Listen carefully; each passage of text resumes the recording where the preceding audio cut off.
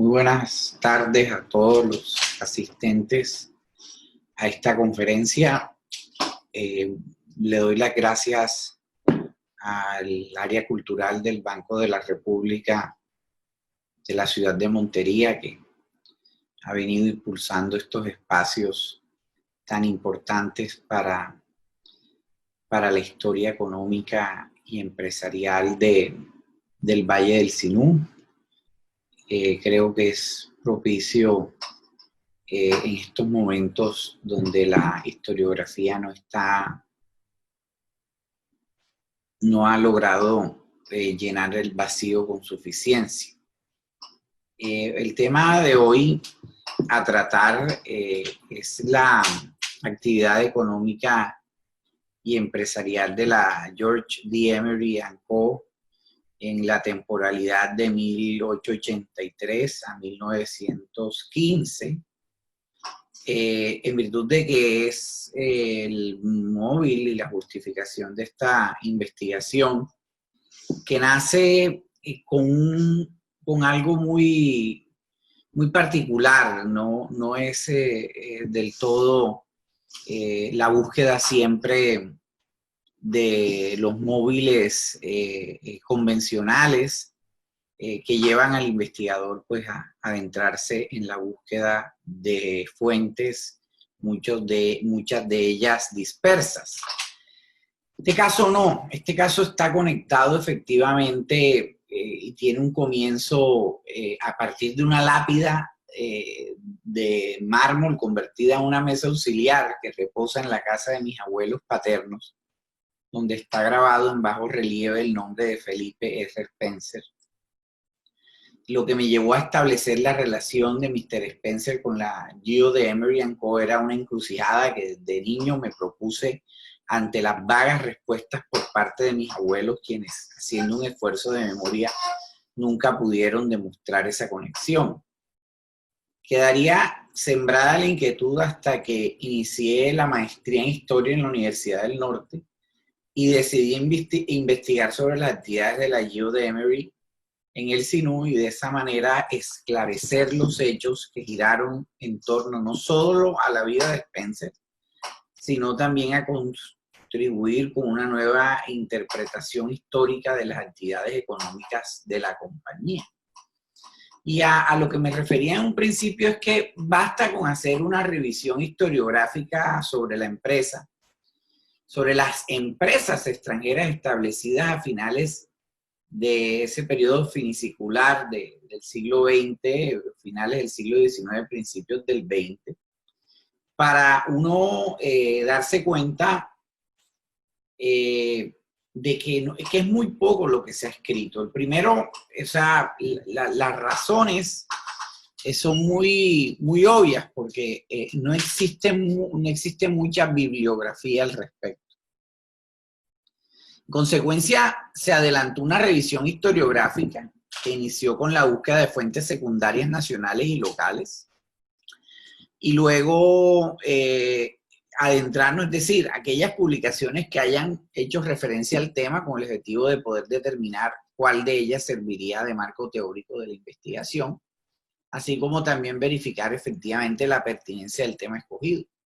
Por ejemplo, la obra que más se acerca a un análisis actualizado a la luz de un marco teórico útil para este trabajo es el texto de Gloria Ocampo, de la instauración de la ganadería, que donde logra verdaderamente un análisis a la luz de teorías contemporáneas. Si bien dentro de una mirada dentro del marco de la hacienda, ¿cierto? Y a través de procesos propios, se puede verificar que esta investigación es históricamente fiable y confiable, lo que denota un rigor en toda y cada una de las citas. Hace una comprensión crítica de las relaciones de trabajo, donde las describe adelantando su respectivo análisis. El caso más reciente, para efectos de la historiografía, son los artículos publicados por José Trinidad Polo, que son el resultado parcial de una investigación que tiene como título Negocios, Tierra y Ganado de comerciantes, hacendados y campesinos en el Valle del Sinú de 1880 a 1950. Este trabajo acoge gran parte de los argumentos de Polo, la investigación esta, y de otros autores, como veremos más adelante, en cuanto al establecimiento y propósito de sociedades extranjeras en el Valle del Sinú, como consecuencia de la ampliación de la frontera, primero silvícola, luego ganadera y por fin dándole paso a la frontera extractiva agrícola, las oportunidades de negocio, el estímulo del Estado tendiente a la inversión extranjera, el modelo económico impulsado por las exportaciones, la formación de la nación con herramientas como la adjudicación de baldíos y los bonos de tierra, ¿cierto? La territorialización que se hace. Sobra decir que, sin embargo, fruto de la poca producción bibliográfica sobre el tema a nivel nacional, debido a que es un campo poco explorado, la dispersión de fuentes obliga a acudir a los archivos, a los fondos documentales como el Falsborda del área cultural del banco, y donde se encontraron manuscritos sobre la explotación de la madera, anuncios publicitarios, relaciones, escrituras, poderes, ventas, enajenaciones, entre otros instrumentos que lastimosamente no se han podido cotejar con los protocolos notariales que están resguardados, por así decirlo, en el Archivo Histórico de Córdoba, porque solo se conservan desde 1908 y la mayoría de los referenciados son de fechas anteriores. Sismo se buscó en prensa local, en prensa regional y en prensa extranjera. Por supuesto, una revisión del Archivo General de la Nación en el fondo de baldíos. Y bueno, esto es producto del cotejo constante de estas fuentes. También de un archivo familiar, el archivo de la familia Escobar Pocaterra, ¿cierto? Que me proporcionó imágenes. Y por otro, el archivo de la familia Deré, que estaba coincidencialmente, se encontraron documentos de la Emery en su poder, como también se encontraron documentos de la Emery en poder de la familia Grandet, con mayor razón porque los Grandet tenían, donde Rafael Grandet era uno de los empleados y en función de contador y a veces poderdante del manager, en este caso del administrador de Mr. Sliger. Entonces nos encontramos, siendo así, si así estimamos el aporte de esta investigación, parte de los elementos novedosos que permitan evidenciar principalmente el impacto económico, pero también social y ambiental generado en el Valle del Sinú por parte de esta empresa, quizás la primera que se tenga en noticia en Colombia de origen estadounidense y en el Sinú. Por tal motivo se cubre un vacío historiográfico en la materia que se hizo evidente. Ustedes saben que para ese periodo, en esa temporalidad, el contexto económico, social y político en el cual se llevaron a cabo las actividades económicas de la Emery en el Sinú es en que, primero, a pesar de estar sumidos en guerras civiles y la inestabilidad política la mayor parte del siglo XIX, tanto los estados latinoamericanos como Colombia presentaron una uniformidad en lo que respecta a su política económica, basada principalmente en el modelo de crecimiento impulsado por las exportaciones. Hemos visto, por ejemplo, diversificación de productos en países como Argentina, que les permitió crear un crecimiento de las exportaciones, y países como Cuba, que eran cada vez más dependientes de un monocultivo, el de caña de azúcar. A su vez, en el caso colombiano, desde 1863, la Nueva Granada había tomado el nombre de Estados Unidos de Colombia. La reforma federal había establecido una serie de atribuciones a los estados y otros a la Unión, pero tenían en común la aceptación del libre cambio, un régimen de libertades económicas y políticas coherentes con el modelo de crecimiento impulsado por las exportaciones y con poca restricción, ¿cierto? En el entendido de que los bosques podían ser explotados libremente en virtud de lo que se concedía en el Código Fiscal. Esas prerrogativas con la regeneración se fueron endureciendo hasta el día de hoy, pues que la explotación forestal es bastante, pues es nula, ¿no? Fue durante la regeneración y en los últimos años del Estado federal que más que todo se despertó el interés por el Sinú, una de las regiones que no estaban conectadas con el territorio nacional. La región del Sinú era una de las más apartadas del Estado soberano de Bolívar. Por ejemplo, solo se habían elaborado mapas que llegaban a referenciar hasta el puerto de Lorica. Yo me voy a permitir compartir a partir de este momento, sí, me voy a permitir compartir una presentación para que ustedes vean, tengan la oportunidad de ver efectivamente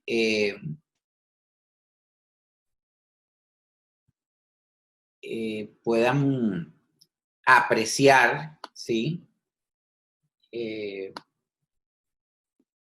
Algunas diapositivas que los permitan ubicar y de una vez entramos y arrancamos con la actividad económica de la compañía.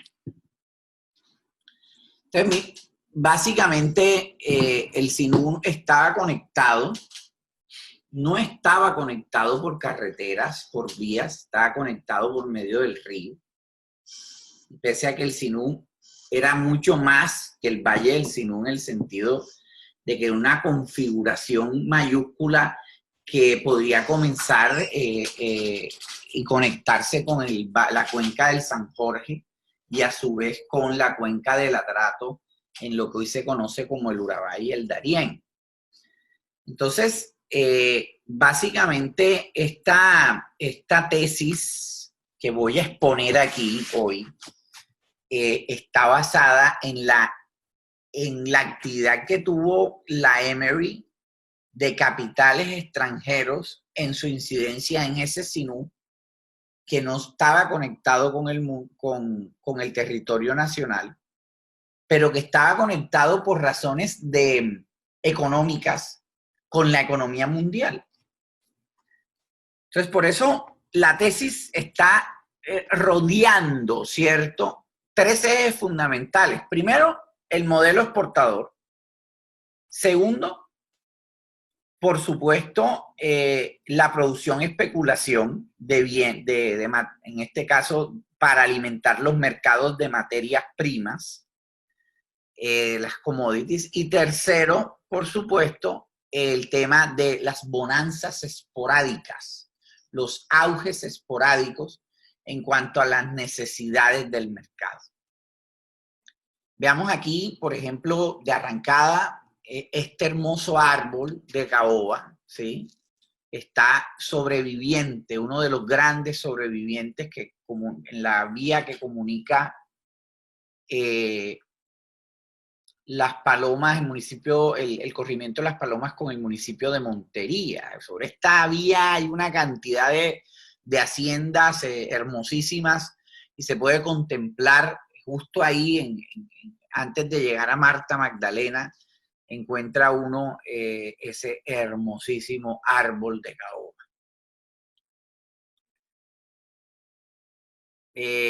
Ya esto lo dije.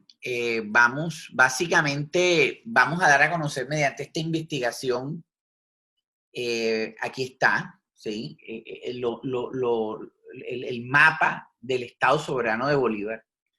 Y si ustedes me permiten, existe un espacio en este de aquí que estoy mostrando, donde no había nada, no había una población fundada, sino un punto de conexión que se conocía como San Jerónimo. Obviamente la selva, ¿sí?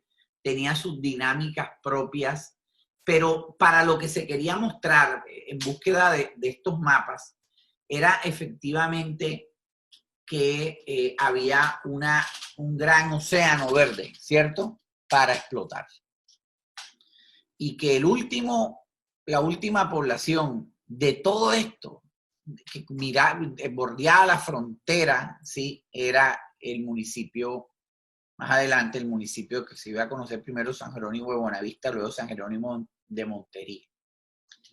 Aquí está el primer plano oficial del río Sinú. Ese es un plano hecho por Simmons, levantado y publicado por Federico Simons. Es una copia, porque el original no se ha encontrado, del año 47, 87. Este es básicamente el área de acción de la compañía, ¿cierto? Ahí está en una delimitación de lo que hoy es el departamento de Córdoba. Y este es ya básicamente una de las razones. Vamos a ver acá, los puntos rojos son las adjudicaciones que se le hicieron a la Emory, ¿sí? Ahí están, a lo largo del Sinú. Se ve acá un punto sobre el Urabá, en la cercanía al Golfo de Urabá, y en la desembocadura del río, en Canalete, bueno, en fin.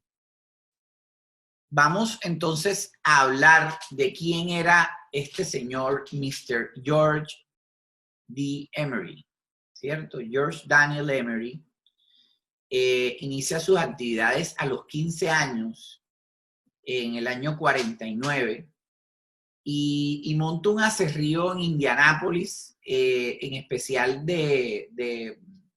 después de haber trabajado en los bosques, explotando olmo, ¿cierto?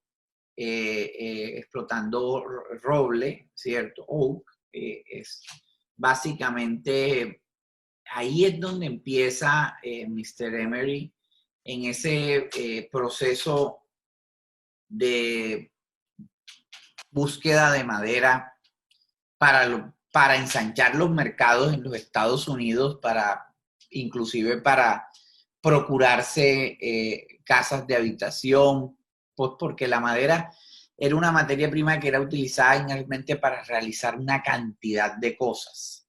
Estamos hablando que hasta hace poco las canastas de gaseosa eran en madera. En el año 69, ya con una suficiencia económica, monta su aserrío en Indianápolis. Él es propiamente de allá, ¿cierto? Y luego en el 82, ante la disminución del mercado de este tipo de maderas, es que decide y pone la mirada sobre Centroamérica y el Caribe en búsqueda de un recurso muy apetecido por el mercado americano y europeo, que es el mercado de las maderas finas, en este caso el cedro y la caoba. Entonces, fue en el 82 que empezó a comerciar caoba y cedro con Nicaragua, Colombia y Honduras. Fue abriéndose los mercados, no propiamente ya él, sino por intermedio de su hijo, en el entendido de que era una empresa de corte familiar, pero ya con visos que van más allá de las nociones de Taylor, y que incorpora y que se incorpora a la empresa moderna, como bien sostiene Chandler, a partir de la mano visible del entrepreneur y del empresario, ¿no? Pero también hay una división del trabajo, división de actividades. Se titula pues a Mr. Emery Herbert, el hijo de George, como vicepresidente de las operaciones, y este a su vez tiene managers, gerentes, ¿cierto? En divisiones que tiene tanto en Nicaragua como en Colombia como en Honduras. Nicaragua tiene un centro de operación que es Bluefields, es un antiguo centro maderero en la costa Mosquitia, y en la costa Mosquitia, donde se había venido explotando madera desde la época colonial y donde se había adentrado Inglaterra y luego los Estados Unidos.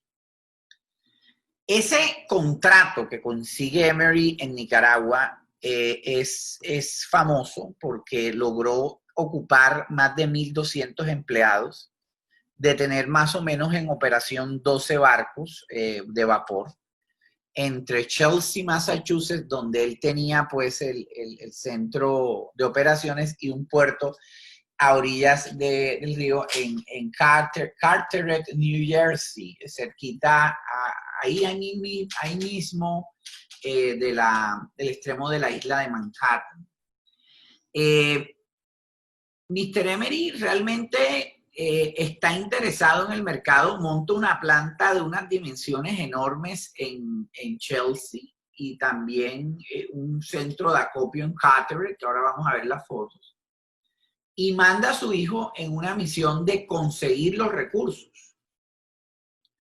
Pero esos recursos al principio no iban a ser fáciles porque fíjense que en el año 94 renegocia el contrato con Nicaragua y se suscita un asunto que es conocida como la enojosa cuestión Emery. Resulta que Emery financia y apoya a un candidato que no queda de presidente, esto lo sostiene Richard P. Tucker en su famoso libro de Apetito Insaciable, y dice que por esa pérdida de confianza, por esa pérdida política, por así decirlo, Mr. Emery no logra asegurarse, ¿cierto?, la estabilidad del contrato en Nicaragua, porque el que queda de presidente es el general Zelaya, y el general Zelaya no era el que él había apoyado. Entonces se suscita una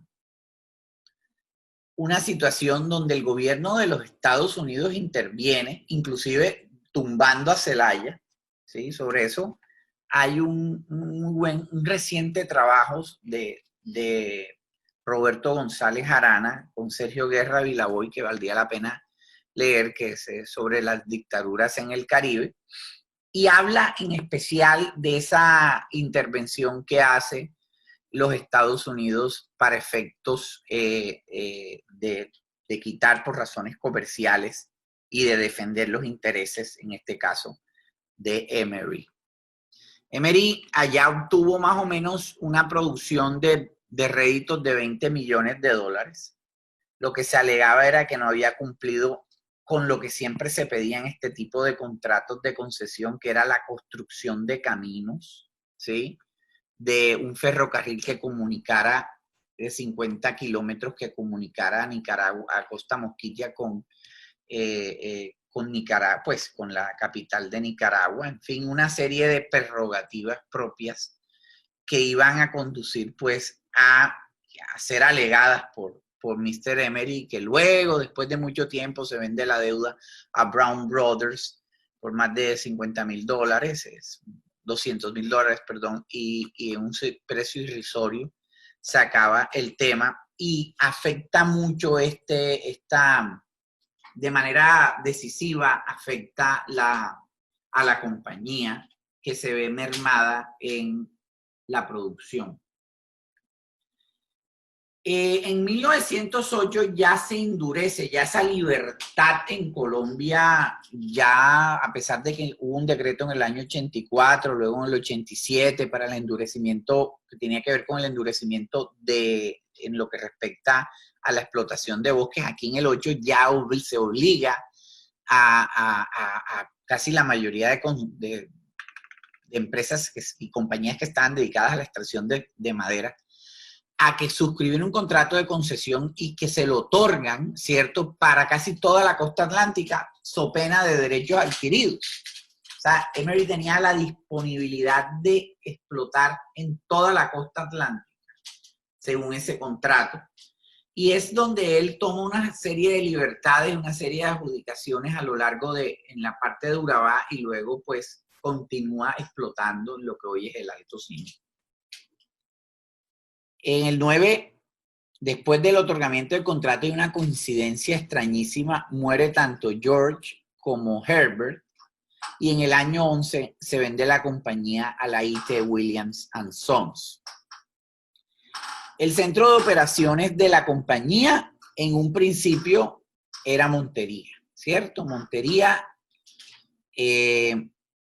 contaba ahí en esa casa, y lo que hoy es conocida como la Casa La Charmes era el centro de operaciones de la compañía, que luego se trasladaría a lo que hoy, donde hoy funciona, ¿cierto?, en la calle 29, entre Sexta y Quinta, donde hoy funciona el comando de la policía, es un lote enorme, ahí funcionaban las bodegas. Pero aquí, en este espacio, era donde había la interacción diaria, ¿cierto? Con los trabajadores, con las personas que se iban a los campamentos, y ahí era la oficina del gerente, ¿sí? A ver, que luego, con la retirada de la Emery, es vendida a la familia La Charme, y ahora veremos por qué. Pero realmente la Emery, ¿qué viene a hacer acá? A buscar madera. Primero a comercializarla, ¿cierto? A comprar madera de caoba y de cedro. El caoba que se estaba explotando en ese momento no fue una caoba que se había venido explotando en las Antillas, una variedad que es conocida como la Suetania mahogany, que está casi extinta. Aquí está la ficha científica de la Suetania mahogany, una caoba de hoja pequeña, una madera más oscura, que se ubicaba gran parte en los bosques de Cuba y en los bosques de Jamaica y de las Antillas y en el sur de la Florida. Se podía conseguir todavía mahogany. Pero esa mahogany, esa caoba se fue agotando, ¿cierto? Primero en el proceso ese de bosques a sabanas en las islas de que bien detalla Funes Monzote en la isla de Cuba. Luego en Jamaica, porque los ingenios comenzaron tanto en Sandomán como en Jamaica. Pero ya se había comenzado un mercado interesante alrededor de la caoba, este tipo de caoba, que obligó a una búsqueda de un sustituto. Y ese sustituto, por supuesto, es una nueva variedad de caoba que es encontrada en Honduras y por eso es que se llega a Centroamérica. Y es la Suetania macrophylla. Esa variedad es la que nosotros tenemos aquí en el CIM, que es conocida como la caoba de hoja ancha, ¿cierto? O propia de esta zona y llega hasta... se encuentra este tipo de especie y de caoba hoy gran parte en el Amazonas. Vamos viendo fotos, yo me voy a detener exacto en esta de acá, y es que cómo era ese tránsito. La compañía tenía ubicadas, ¿cierto? Puntos de embarque, tanto en Canalete, en San Bernardo del Viento, en la bahía de Cispata y hasta en Coveñas, ¿sí? Se almacenaban, se llegaba, la cantidad de madera llegaba a sus puertos para luego ser recogida por unos barcos de la compañía para que saliera a Cartagena, y de Cartagena cumplir la obligación de aduana y luego llegar a aquí, salir de Cartagena y llegar a Carteret, New Jersey.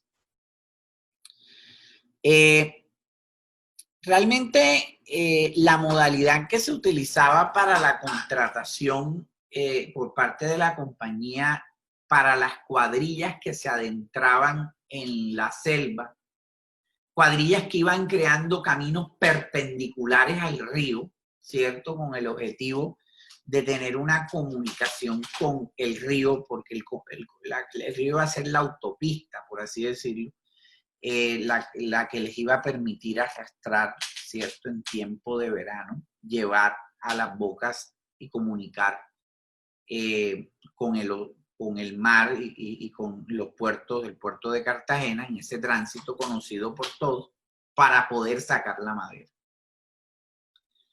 Donde logra adentrarse gran parte de la compañía es en Valencia, en lo que hoy es Jaraguay, es 2 puntos importantes en el Alto Sinú. Y es fundamental esto, porque aquí podemos ver el proceso de poblamiento que fue lo que permitió que la Emery lograra abrir y permitir el poblamiento también. Primero, en una adjudicación de más de 2.000 hectáreas que le hacen en lo que se conoce como Jaraguay, Y luego en otra adjudicación, ¿cierto? Para la explotación, más de 5.000 hectáreas entre Jaraguay y lo que se conoce como Volador. En ese espacio, ¿cierto? En ese espacio, la Emery deforesta esa zona, pero no una deforestación, sino una deforestación selectiva. ¿Por qué? Primero, porque Volador estaba realmente había una quebrada que permitía, y la utilización de dinamita fue necesaria para abrir la boca de la quebrada Jaraguay y para permitir la canalización. Se hacían unos canales, ¿cierto? Unas zanjas que iban a permitir, con la llegada del invierno, introducirla en la zanja los troncos, y luego estos, por gravedad o jalados a veces, llegaban hasta las bocas hasta las riberas de los ríos, o se lograban encauzar hasta las quebradas, y de tal manera que se soltaban esos troncos y iban a ser atendidos con un cordel un cordel en hierro, ¿cierto? En metal, que los iba a detener en las entradas de las bocas. Se dice que tal fue como se dinamitaron las bocas de estas quebradas que permitieron inclusive en tiempos de invierno que el río se metiera, de tal manera que inclusive había una desviación de esto. El daño ambiental era,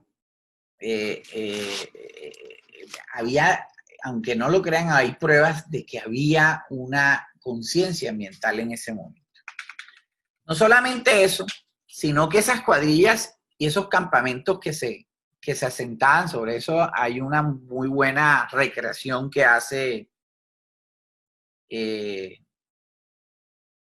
en una de las famosas, de las pocas fuentes que se tienen en relación con el Sinú, pero realmente muy buenas, es la Casa Antolín Díaz de los campamentos, de la vida en los campamentos, y también del corte de madera para posibilitar, ¿cierto? Para posibilitar el tumbe y el desemboque, y luego el tránsito de estos troncos al río. La modalidad de contratación era el avance. El avance, fíjense aquí en este anuncio, están abiertos los avances en la Casa Americana para el trabajo en mulatos, ya estaban en Urabá. Aquí están los precios de la contratación. Sobre el tema del avance hay dos tesis, ¿cierto? La matrícula en una nueva forma de esclavitud, sostiene Negrete, otros como Van Ausdal y Ocampo sostienen que es una manera de que trabajaran, de que permitieran pues no se fueran, y porque los trabajadores lo pedían así. No es tranquilo el tema, ¿no? Y lo otro tiene que ver con la capacidad de la Emery en Estados Unidos, que era, fíjense en este anuncio, dicen que es el más grande, hemos construido el más grande y más importante centro acerrío en Estados Unidos, con un muelle seco, ¿sí? E importantísimo para el almacenamiento, sobre todo de caoba y de especies encontradas en Latinoamérica. Entonces, más o menos, algo de lo que se podía sacar aquí, sobre todo, ya mucho tiempo después esto lo encontré en un archivo. Vean lo enorme que puede ser un tronco de esos.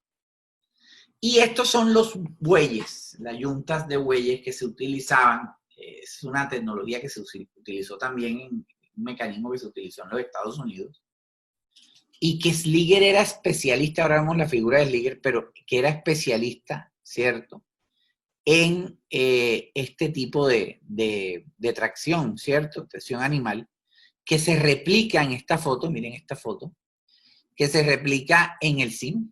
¿Eh? Atrás está el tronco. La Emery, por supuesto, una memorabilidad de la Emery. Aquí están las direcciones, sobre todo en grande, mahogany, ¿cierto? Y este es más o menos esto es un rendimiento de maderas labradas en pies superficiales. Este es un registro de maderas que yo encontré en un archivo de baúl, donde me da un aproximado de la explotación anuales, de una explotación anual que podría llegar a los 11.340.000 y algo de pulgadas, un total de 9 millones de pies, cuando el pie de caoba estaba a $7. Esa es una producción anual enorme que dejaba un rendimiento, y el precio de la caoba está cotejado, por supuesto. Rendimiento económico bastante importante. Aquí está un ejemplo de lo que se encontró, de los registros. ¿Cómo era transportada la madera una vez ya estaba? O sea, la madera se cortaba dependiendo la luna y se cortaba en gran parte en época seca para poder acceder al bosque. Pero se esperaba la época de invierno o la época húmeda en estos países sin estación para poder utilizar el agua, ¿cierto? Para los canales que se hacían y que se llenaran las quebradas para arrastrar los troncos, pero también para que el caudal del río permitiera la navegabilidad. Entonces se hacían unas balsas, ¿cierto? Unas balsas, primero abajo en una madera que pudiera flotar, ¿cierto?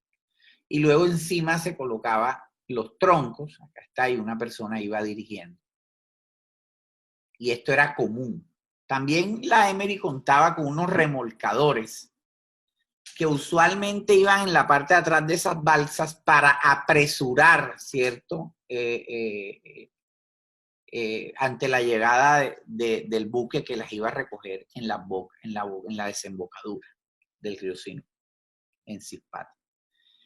En el 11, como lo dije, es comprada la compañía. Hay un tema, y es que la compañía regresa en el año 29 y allá en Arboletes se establece, y en el Urabá, pero esa no es la misma compañía, la capacidad, con la misma compañía ya era una rama de la Chabot G. Williams, que funcionó hasta el año 70 en los Estados Unidos, y que aprovechó el lugar, ojo, aprovechó el lugar que se anunció en las páginas amarillas de Boston, el lugar privilegiado que tenía la compañía, ¿cierto?, en Carteret, New Jersey. Miren, esto es de la época de la Emery, que fue aprovechada por la Williams. Estos eran los bloques, grandes, ahí dice Mammoth Block of Mahogany, que se sacaba acá en el Sinú. Entonces, fue publicado, ¿cierto?, en una revista científica, Scientific American, daba muestra, pues, de lo enorme, de lo que se extraía acá. Entonces, creo que ya no hay un árbol de ese tamaño en el Sinú. Y este, señores, es Louis Corny Sliger. Es Louis Corny Sliger, que vendría a trabajar con Mr. Herbert Emery, porque Herbert Emery asistió, ¿cierto? Estuvo en Montería, más, de sus andanzas se conocen, hay unas adjudicaciones a nombre de él, pero Herbert Emery dejó 2 hijos, aquí también, doña María Emery y don Alberto Emery, que los tuvo con Leonidas Vélez. Ese es un tronco de una familia importante en San Bernardo del Viento. O sea, había una relación con la comunidad, una relación que Richard P. Tucker dice que un tanto inmoral, yo no me atrevería a decirlo, pero había una relación con la venida de estos capitales primigenios trajo, por ejemplo, alimentar, por ejemplo, las celebraciones de la Pascua Florida, ¿cierto? Y como bien narra Bryant, de las justas que se hacían entre ceiberos y chuchuriberos, donde participaban estos señores y solucionaban conflictos y auspiciaban las fiestas. Es más, hasta se quemó una vez una bandera norteamericana, porque Mr. Sliger era de la Chuchurubí, el otro era de la Ceiba, y realmente había una interacción. Tan es así que Mr. Sliger muere en Montería. Pero no había, al principio hubo un ánimo de quedarse. Mr. Spencer también, antes de Sliger, era el manager, y esto hay evidencia de eso, de la compañía. Es apadrinado en su matrimonio con Dominga Lora por Mr. Herbert Emery. Y hay un asentamiento no muy numeroso de norteamericanos en Montería. Sucede que estos norteamericanos, primero que todo, eran protestantes, entonces abren un espacio en lo que hoy es el antiguo cementerio de Montería, dado por la compañía, por Mr. Spencer. Ojo con eso. Segundo, para permitir pues que a los pocos americanos que están, que no profesan la fe católica, o que algunos que no se han casado, pues en el eventual caso de que fallezcan tengan un campo donde enterrarlos. Sobre eso hay unos incidentes con el cura de ese momento. Le toca al prefecto ordenar el entierro. Lo otro es que el protestantismo entró con estos señores y permitió pues que en el Alto Sinú se iniciara un proceso de evangelización conocidísimo, que es el de Nazaret, en lo que hoy es Valencia. Y el asentamiento de los campamentos, ¿cierto? Y de una inmigración que muy poco se habla, y es la inmigración por parte de Costa Rica, porque una gran mayoría de trabajadores de la Emery eran de las Antillas, y en especial de Costa Rica y de Puerto Rico, sobre todo en Puerto Rico, donde hoy usted va a Valencia y encuentra una población cercana que se llama Puerto Rico y otra se llama Nicaragua. Es propiamente los campamentos de la Emery. Pero volviendo a la figura de Sliger, Sliger es una persona que logra ocupar esa posición de Spencer y que se casa muy viejo, se casa casi a los 50 años, y que su descendencia pues fue de un personaje que él adoptó Manuel Francisco Vergara, luego Sliger, de su única esposa, Librada Vergara. Algunos dicen que es Marimón, pero yo sostengo que es Vergara porque encontré en los registros de nacimiento de ella que es Librada Vergara. Librada Vergara tiene un hijo que es adoptado por Mr. Sliger, que después escribe una novela, ¿sí? Novela que se llama Viajes Interplanetarios en Cepelines, que tendrá lugar en el año 2009, es la novela. Esta novela fue pionera en lo que respecta a la literatura de ciencia ficción, pero realmente este señor no era Sliger, sino pues adoptado por Sliger. Y tiene una hija, Librada Sliger, que muere de gripe española, ojo, en el año 19. Ya viuda, o sea, Mr. Sliger le toca ver la muerte de su hija. Su hija tiene una hija, a su vez, con Jacobo Pocaterra. Y él, Jacobo Pocaterra, la zona de los Mr. Crump, que era otro Mr. Henderson, son los primeros en introducir en el Sinú, además del protestantismo, de introducir la masonería. Mr. Sliger era masón, ¿cierto? Y de ahí su relación comercial. O sea, Mr. Eliger no solamente era el representante de la George D. Emery, este es el membrete que está, el manager de la división esa, sino que también hacía de representante, por ejemplo, de Rafael del Castillo y compañía. Tenía una estrecha relación con Justino Espeleta, que también era socio de Mainero y Truco. Conocido que la relación conocida sobra que Mainero y Truco también comerció con madera en la zona del Chocó. Sobre eso ahí está el trabajo de Luis Fernando Molina. Y que efectivamente Mainero era también masón. Entonces se establecieron unas redes comerciales a través de Sliger y a través de la compañía, como por ejemplo una explotación de plátano en Urabá. Él era el apoderado de los Martindale, por ejemplo, en la zona de Urabá. O sea, no solamente era de la Emery, sino que también era un representante de varias casas comerciales y era un tipo con una fiabilidad pues realmente interesante. Mr. Sliger, en su núcleo principal están Mr. Crump, que vendría a quedarse, es el tronco de una familia importante y con una actividad empresarial después interesante. Y en su primera línea, después venían la gente de Montería, de las familias de Montería. Lázaro María Pérez, por ejemplo, que estaba conectado con la compañía, el mismo Antonino Lacharme, que había comenzado su trabajo primigenio, era en explotación de madera y de la venta de madera había hecho su capital inicial. Gran parte comerciaba y negociaba con la Emery, como vemos después, que la Emery va vendiendo sus cosas porque se retira por medio de Sliger, y muchas de ellas es comprado, muchas de ellas es negociado con algunos bienes, son negociados luego de la extracción con Antonino Lacharme, por ejemplo, el caso de la hacienda Mangle. Sliger se hace sus cosas también.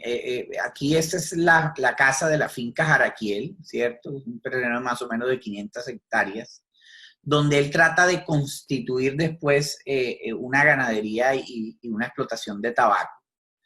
Mr. Sliger no aprovecha esa oportunidad y se está haciendo sus cosas. Esta tierra, después de muerto él, pues termina hoy en manos de la familia Vega Sánchez. Pero también la explotación de madera de la Emery, así como trajo el aumento de la población, se estaba creando empleo, se estaba creando, y esto es en la lógica de la ampliación de la frontera, se pueden verificar básicamente tres cosas. La ampliación de la frontera trae como algo inmediato el crecimiento de la población, de la gente interesada en este trabajo. Luego, en el tránsito de capitales, la circulación de capitales, y luego, por supuesto, el afinamiento de las tecnologías, como por ejemplo el vapor y el tránsito de barcos de vapor en el valle, en el río. Pero también hay una preocupación de José María Cabrales, esto lo cito Campo, de la preocupación por la tala indiscriminada de bosques. Dice, ricos e inagotables bosques delfinulos han sido casi arruinados, con gran provecho para compañías extranjeras. A su vez hay una carta del 10, ya en 1910, al señor ministro de Hacienda de ese momento, del jefe de aduanas de Cartagena. Dice, ojo, dice, hoy ha salido, y esto es de la Emery, hoy ha salido de esta bahía, el Chelsea, con un cargamento de 1.895 trozas de madera, cedro. El cedro también era, y se conseguía muchísimo, todavía se consigue mucho el cedro. También es de la familia de las caguas, pero no tiene las mismas propiedades. Bueno, equivalentes a 1.792 toneladas extraídas de los bosques nacionales y embarcadas en los puertos de Cispate y Canalete. sea, llega ya a Cartagena, embarcada en Zipata, como lo mostramos ahí, y en Canalete, la exportación donde la Emery, por supuesto, tenía su centro de explotación. La exportación de este valioso artículo, dada la demanda que tiene hoy la madera por su escasez, no ha traído beneficio alguno al tesoro ni al comercio. Dice que por el contrario, dejará positivo prejuicio para el país en un porvenir muy lejano. Dice la temporalidad, esto es interesante porque dice cada 3 meses, ¿cierto? O menos, llega un buque a esas regiones a cargar madera por virtud de seguir informando un contrato celebrado, un contrato me imagino ya en el año 8. Por otro tiene que ver en que la compañía no solo extraía madera, también aprovechaba cuando se metía en la trocha y en el bosque la explotación de tagua, de maderas de tinte, de raicilla, ¿cierto? Y ahí en las mismas cuadrillas aprovechaban esa irrupción, ¿cierto?, al bosque, que era, digamos que liderada por un señalador. El señalador decía dónde estaba montaba la cúspide de los árboles y señalaba. Muchos de esos señaladores tenían un aliciente económico por encima de los otros. Sostiene Berrocal que muchas familias como las Fuentes, cabezas de familias de Córdoba, de Montería como los Fuentes, como don Julio Martínez, etcétera, fueron señaladores de la compañía y después se hicieron unas tierras interesantes al abrirse la trocha, ¿no? Aquí recae en recordar que, por ejemplo, la trocha de Río Nuevo, que iba a ser después utilizada para el tránsito de ganado, comienza en Río Nuevo y acaba en San Pedro de Urabá. O sea, eran realmente largas e importantes. Pero como también no era pacífica la explotación, porque en esos lugares también había gente y también había personas interesadas también en la explotación. Fíjense que para otorgar un permiso no es pacífico. Hay una solicitud por parte de Spencer, pero también hay una queja por parte de Rufo Urueta, ¿cierto? Rufo Urueta de Ayapel, que fue un hombre muy importante, padre del famoso yerno de Uribe Uribe, donde dice que si es realmente, dice, el permiso concedido al señor Spencer es solo para explotar maderas de exportación, según dice la solicitud, es también para exportar todos los productos naturales que abundan en estos bosques, tales como caucho, bálsamo, de Toluco, paiva, etc. O sea, existe una preocupación de que estas compañías se lo lleven todo. Después esa adjudicación se le da, ¿sí?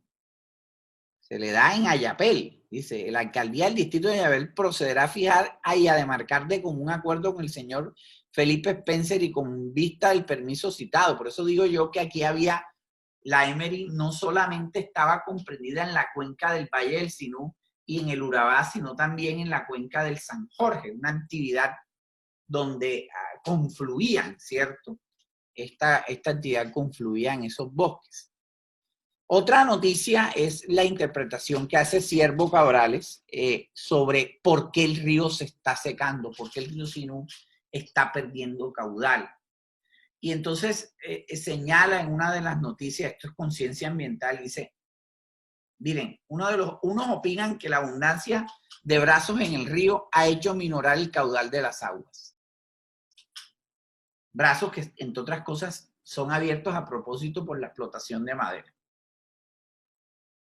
Otro es que el calce de las bocas impide la salida rápida al mar de las aguas.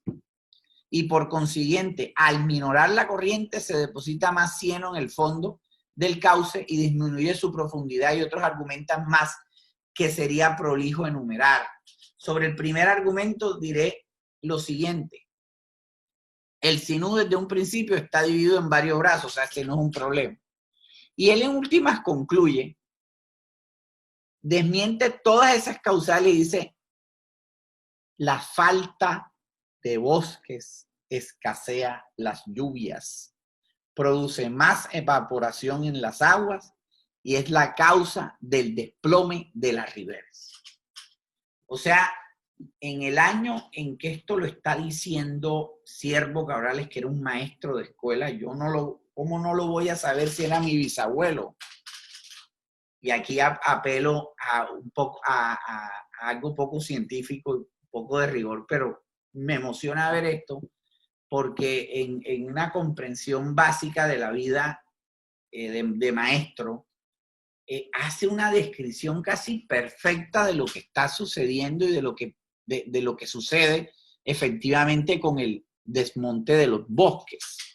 Dice que es sabido que las lluvias en una región están en razón directa con las selvas de ella y que la evaporación de las aguas está en razón inversa con las sombras que las protegen. Señores, esto es conciencia ambiental de la explotación de madera de manera crítica. Esto fue publicado en El Porvenir en 1912, en un diario de amplia circulación. El Porvenir era reconocidísimo, propiedad de Rafael Núñez. Lo otro es las negociaciones con la comunidad. En este caso, Mr. Liger es el que hace realmente la mayoría de transacciones de la compañía. En el periodo es encontrado en los protocolos notariales, 41% de Mr. Liger. Encontramos a Justino Espeleta, Alberto Grandet, a Pedro Sánchez, a Manuel Luis Cabrales, a Ramón de Mares. Eso denota los circuitos comerciales que tenía la compañía, famosa concesión de mares, ¿cierto? Mr. David Morrison, otro. Entonces, esas transacciones en un 3,5% son poderes. En un 33% son contratos de compraventa de bienes inmuebles y en un 17% bienes inmuebles dados en hipoteca. ¿Por qué? Porque es que había, ¿cierto? Como producto del excedente de capital se prestaba dinero. La compañía prestaba dinero y con eso pues ahí iba adquiriendo casas, iba adquiriendo lotes, ¿cierto? Prestaba dinero a la gente en Montería, lo que permitía también el crecimiento de Montería en cuanto al establecimiento de comercio, ¿cierto? Al establecimiento de nuevas actividades. O sea, había un estímulo por parte de la Emery en la economía de la ciudad, en este caso, la ciudad de Montería. Una adjudicación enorme de 5.000, un total de 15.000 hectáreas. Aquí vemos, por ejemplo, el estimativo de maderas en el año 9. Es bastante interesante. Un total de 4.514 trozas nada más en un año. Una temporalidad de enero a octubre, es bastante. No me quiero ir sin mostrarles, por supuesto, algo realmente interesante, y es los rostros, ¿cierto?, de los Emery que quedaron en el Sinú. Por ejemplo, esta es una foto preciosa que logramos recuperar, donde aparecen la gente que se internaba en los bosques era esta, y que traía después, cerraba el grupo de trabajadores del Sinú, todos, algunos blancos, otros mulatos, otros negros.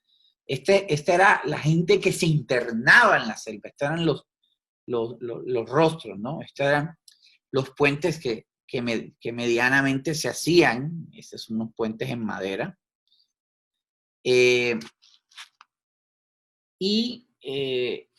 Esta es doña María Emery, ¿sí?, en una plantación de coco en San Bernardo del Viento, que se dice que también era propiedad de su padre, Mr. Herbert Emery, que también intentó con los cocos.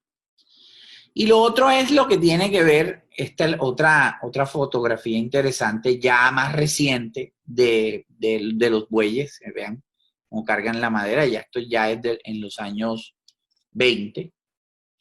Había telégrafo, ¿sí? Cercanías en la finca El Torno de la familia Dere. Lo otro es lo que tiene que ver con que la Emery no se mantuvo, se trató de mantener al margen de la guerra de los 1000 días, donde fue afectada, dice Mr. Adams en una de las noticias, pero que pese a que fue afectada, pues continuó hasta el año 15. Entonces, no fue del todo afectada porque el comercio de la caoba todavía se mantenía en los Estados Unidos.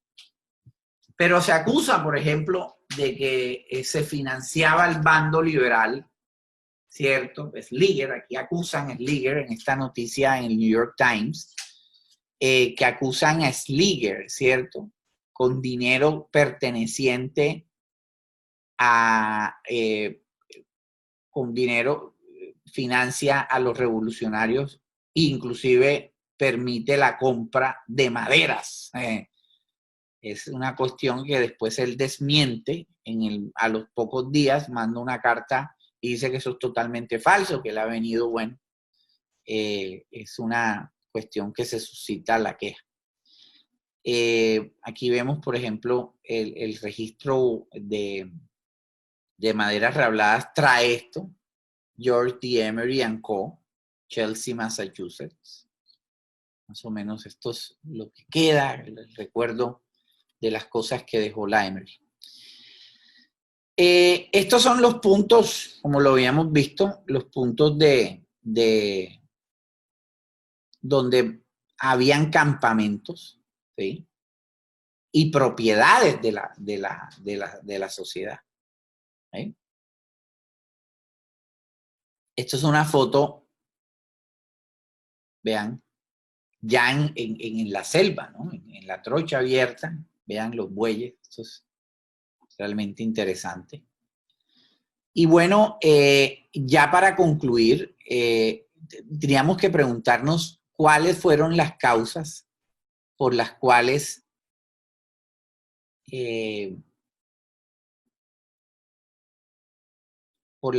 se detuvo, se fue, cesó la actividad económica de la compañía en el Valle del Sinú. Primero, Mr. Slieger se levanta, sostiene una reunión con Spellman, de cual hay noticia, ¿cierto? Bueno, aquí más o menos vamos a explicar las razones por las cuales cesó la actividad de la compañía. Primero, por la guerra. La guerra interrumpió los circuitos comerciales, se represó una cantidad de madera, porque se seguía sacando madera, pese a que ya no era la misma, no era lo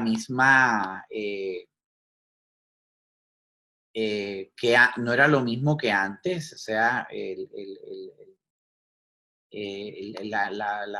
los bosques no estaban del todo tan provistos como lo estaban antes. Yo llevo media hora aquí, ustedes me van a disculpar, pero he tratado pues de tener la función de compartir pantalla, porque ya lo que quería compartir ya no viene al caso. Entonces, eso fue lo primero. Mr. Slieger se encarga con Mr. Spellman, después muere, de detener la operación y de anunciar en los medios que la Emery queda a disposición de la gente un stock de maderas grande, pero que que ya interrumpe sus operaciones. Lo otro, debido a la guerra. Esa es la primera razón. Lo otro es que también la disminución del negocio se estaba dando en razón de que la gente ya no estaba consumiendo caoba, no estaba consumiendo madera. Y eso es una de las razones por las cuales ya no era muy buen negocio. Lo otro es que la situación no solamente era la situación del momento, sino que el endurecimiento de la normatividad ya no permitía como antes la explotación de maderas de manera legal, que era lo que en últimas la compañía siempre quiso mantenerlo. Sobre eso hay telegramas del mismo líder diciendo, miren, yo llevo años explotando madera y quiero seguirla explotando de manera prolija, de manera legal en esta zona. Que dígame qué tengo que hacer. Y eso es lo que suscita después la firma del contrato. Luego ese contrato es revisado por el Congreso y es tenido en cuenta unas recomendaciones que le hace el mismo Congreso, la aprobación de ese contrato. Entonces la explotación ya no es del todo tan fácil y tan pacífica. Lo otro es que se está llegando a la zona de Urabá y allá en Arboletes, ojo, Arboletes, se llama Arboletes, entre otras cosas, no por una sencilla casualidad. En Arboletes se establece en la plaza de Arboletes la Emery, antes estaba la casona allá. Y el trabajo en el río San Juan, en el río Mulatos, se continúa, pero ya no con la misma afluencia que había permitido una explotación de un tipo de madera mucho mejor, más que todo de caoba y no de cedro o de abarco, que era en últimas conocidas, se conocía el abarco como la caoba colombiana. En el tema alrededor de true mahogany, ¿cierto? De las caobas reales, que ya iban a empezar a falsear, los mercados empezaron a falsear ante el agotamiento y hasta que después que descubren en Filipinas y en África una posibilidad de un mercado a partir de una madera muy parecida. Entonces no es del todo, se deja, por ejemplo, unas deudas de 40,000 pesos, ¿cierto? A Mr. Sliger. También se tienen noticias que el señor Grandet se le debía mucho dinero. También hay unas cartas donde demuestran que Mr. Emery, antes de morir, pues también deja deudas con un señor Mitchell que le presta dinero. O sea, la explotación de madera ya del todo no era, de caoba no era del todo negocio. Eso es más o menos lo que da avisos. Y por último, esta narración que es verdaderamente de Aldous Huxley, ¿cierto? Aldous Huxley, Más allá del Golfo de México, en este libro. Es realmente una muy buena, nos da unas muy buenas razones y con esto acabo. Fíjense lo que dice Huxley. Dice, ay, que rápidamente pueden perder significado tales símbolos sagrados. Para nosotros hoy, el más grande lujo es la asepsia total. Y esto parece escrito hoy, la asepsia, ¿no? El nuevo casino de las playas de Montecarlo podría ser transformado instantáneamente en un hospital. El antiguo y lujoso a la madera tradicional es casi infinitamente antihigiénico. Los más recientes vagones, acuérdense que la compañía la Caora utilizada y era una proveedora importante de la Pullman. En los Estados Unidos no solamente tenían unos contratos y esto era importantísimo para mantener el negocio, la compañía tenía un gran contrato con la Pullman y fíjense la Pullman deja de utilizar la Caora, dice. Los más recientes vagones de la compañía de coches Cama son simplemente costosos sanatorios de acero sobre ruedas.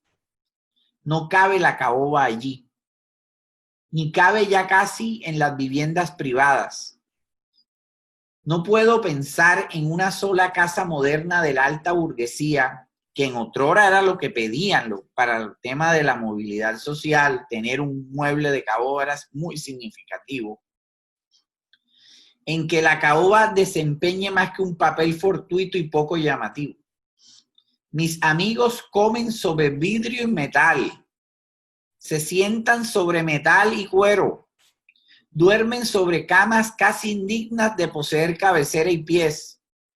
Si llegan a utilizar algo de madera para su mobiliario, emplean alguna de las variedades más claras.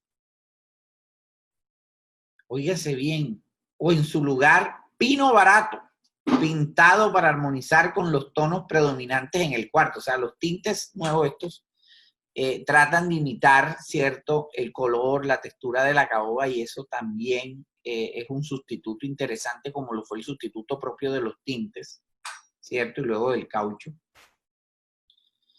Pino barato pintado para armonizar con los tonos predominantes en el cuarto. Nunca caoba.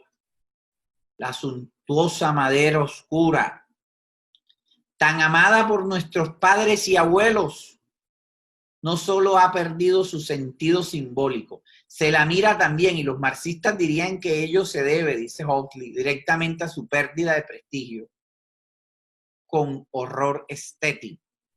En una palabra, la caoba hoy ha pasado de moda.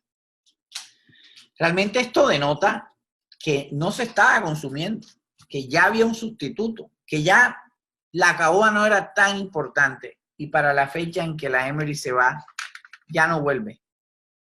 Y de ello, pues, esta exposición alrededor del impacto generado en el Valle del Sinú de la presencia empresarial y actividad económica de la compañía.